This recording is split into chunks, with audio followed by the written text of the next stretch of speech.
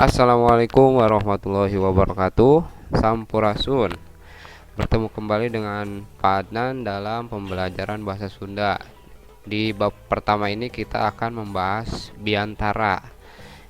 Biantara, apa itu biantara? Biantara nyata nyarita dihareupeun balarea kalawan eusina luyu jeung tujuan nurek ditepikeun. Jadi biantara kalau dalam bahasa Indonesia ini adalah berbicara di depan masyarakat atau halayak ramai dengan isi yang sesuai dengan tujuan yang ingin disampaikan. Biasanya biantara ini dalam bahasa Indonesia disebut dengan pidato. Biantara dibagi menjadi dua rupa ya, ada biantara resmi dan juga biantara teresmi atau tidak resmi. Contohnya yang resmi adalah sidang, rapat, upacara bendera dan acara lainnya. Sementara biantara teresmi contohnya aya acara hiburan, ulang tahun, riungan masyarakat atau kumpul-kumpulan masyarakat, warga dan lain-lain. Selanjutnya aya struktur biantara. Ayat tilu ya, struktur biantara itu yang pertama ada bagian bubuka atau bagian pembuka, yang kedua bagian isi, dan terakhir bagian penutup.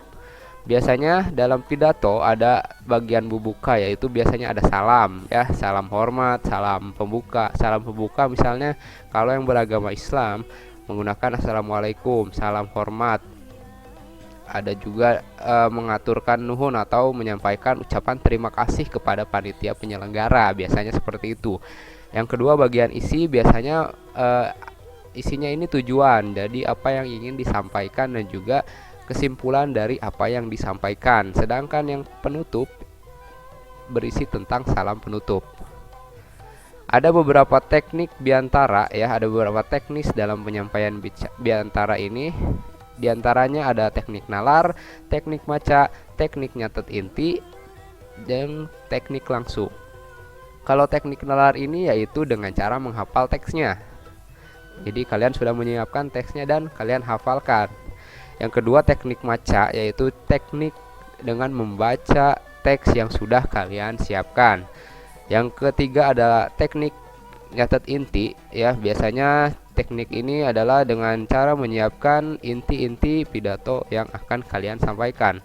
Dan terakhir teknik langsung, yaitu biasanya teknik yang tanpa persiapan sama sekali. Biasanya kalian ditunjuk sebagai pembicara atau orang yang akan berpidato tanpa ada persiapan sama sekali. Selanjutnya ada hal-hal yang harus diperhatikan dalam menulis pidato. Yang pertama ada tatag nyaritana, jadi berceritanya harus tatag ya atau tegas ya dalam bercerita. Terus aktual temanya itu dalam penulisannya harus terbaru, jadi jangan memakai tema-tema yang sudah pernah ada, jadi harus tema yang kekinian. Terus munal isina teh isinya itu lengkap ya, isinya itu singkat, padat dan jelas. Alus bahasanya, jadi menggunakan bahasa yang baik dan benar. Dan yang terakhir ngandung wirahma, biasanya baik didengarkan ya atau enak didengar. Ini ya hal yang dipersiapkan dalam menulis pidato taman. Nah, selanjutnya adalah supaya penyampaian pidato baik dan tertib, ada hal yang perlu diperhatikan. Yang pertama adalah sora atau artikulasi. Jadi sora atau artikulasi ini adalah kudu bedas, teteg jeung bentes ya. Jadi harus lantang, berani dan jelas pengucapannya. Jangan sampai ada pengucapan yang terbata-bata ya, bahasa yang tidak jelas.